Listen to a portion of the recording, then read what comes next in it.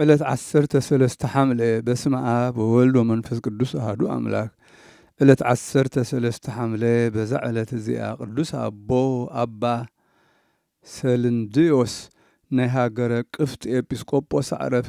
እዚ ቅዱስ እዚ ካብ ንእስነቱ መንኮሰ ተጊሁ ዓብይ ተጋድሎ ተጋደለ። ብዙሓት መጻሕፍቲ አጽንዐ። ካብኣቶም ከዓ መዝሙራት ዳዊትን 15 መጽሕፍቲ ነቢያትን አጽንዐ። ካብ መጽሕፍቲ ትንቢት ነቢያት ከንብብ ከሎ እቲ ነቢይ ናብኡ ይመጽእ እሞ እቲ ነቢይ ነታ መጽሓፍ ትንቢቱ ክሳብ እትውዳእ ድማ ካብኡ ኣይወፅእን ነበረ። ብዛዕባኡ ካልእ ዝተባህለሎ ንሱ ክጽሊሉ ኣእዳው ከልዕል ከሎ ኣጻብዑ ከም 10 መባርህቲ መሲሎም ማሕ ሒሎም ይበርሁ ነበሩ። እግዚአብሔር ከዓ በእዳው ዓበይቲ ተኣምራትን መንክራትን ገበረ። ገጽ ኣንስቲ ፈጺሙ ርእዩ ኣይፈልጥን። እንታይ ደኣ ኩሉ ግዜ ርእሱ ናብ ምድሪ ምሰድነነ እዩ። ሓንቲ ሰበይቲ ኣብ ከብዳ ብርቱዕ ሕማም ዘለዋ ነበረት። ሓደ መዓልቲ ኣብቲ በዓቱ ጸንሓቶ ሃንደበት ሕውስ በለቶ እሞ ረኣያ ሃደመ ድማ ንሳ ከዓ ደድሕሪኡ ጐየየት።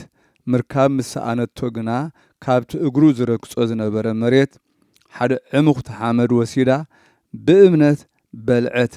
ሽዑ ንሽዑ ድማ ካብ ሕማማ ሓወየት።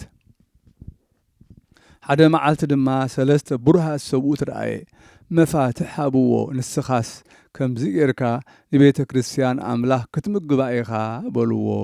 ካብኡ ጐይታና ሓረዮ። ኣብ ሃገረ ቅፍጢ ከዓ ኤጲስቆጶስ ተሾመ።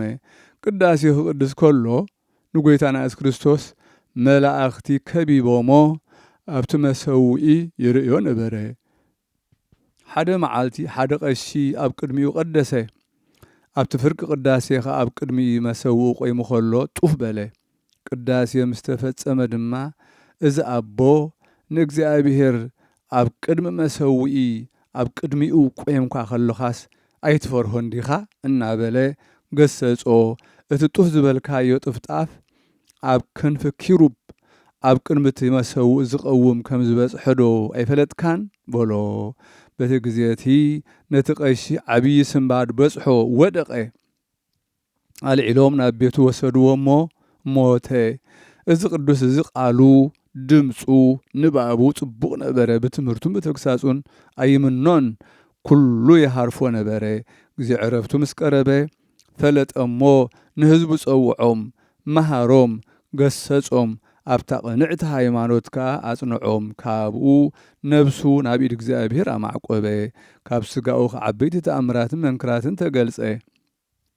ተመሃራዩ ካብ መግነዙ ንእሽቶ ጨርቂ ቆሪጹ ወሰደ እሞ በኣ ገይሩ ብእምነት ናብኡ ንዝመፁ ሕሙማት የሕውየላ ነበረ። እግዚኣብሔር ብጸሎቱ ይምሓረና ንዘለዓለመ ዓለም ኣሚን። ሰላም ለሰልንድዮስ ዘይንየጽር ነቢያተ እስከ ይፍጽም አንብቦ እንተጸሓፈ ትንቢተ ወሰሚዓ ዘገብረ ትእምርተ ብእሲት ጥየት እምህማማ ወሃይወት ሕይወተ እምአሰረ እግሩ ቅድስት በሊአ መሬተ። ሰላም ለሰልንድዮስ ዝርኢ ነቢያት አንቢቡ ክሳብ ዝውድእ ዝጸሓፎ ትንቢት ሰሚዓ ዝገበሮ ተኣምራት ሰበይቲ ካብ ሕማማ ሓወየት ረኸበቱን ሕይወት ካብ ኣሰር እግሩ ቅድስት በሊዓ መሬት። በዛ ዕለት እዚኣ ቅዱስ አሞን ሰማዕትነት ተቐበለ። ዓዱ ደቡብ ግብፂ ከባቢ ቡና ጡሕ ዝተባህለ ዓዲ እዩ። ነዚ ቅዱስ እዚ መልአክ እግዚኣብሔር ቅዱስ ሚካኤል ተገልጸሉ ብኡ ዝኸውን ኩሉ ነገሮ ንሱ ናብ ሃገር እንዴናው ከም ዝኸይድ ምእንቲ ስም ክርስቶስ ክቐጽዕዎ ከም ዝኾኑ ነገሮ።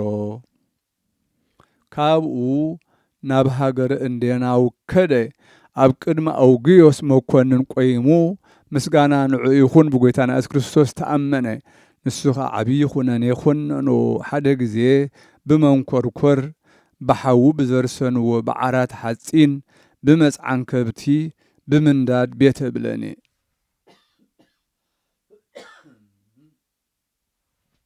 ደጊሞም ድማ ቆርበት ርእሱ ቀሊጦም ኣብ ልዕሊኡ ጓህሪ ከዓውሉ እግዚአብሔር ከዓ የጽንዖ ብዘይ ገለ ጉድለት ከዓ ጥዑይ ገይሩ የተንስኦ ነበረ።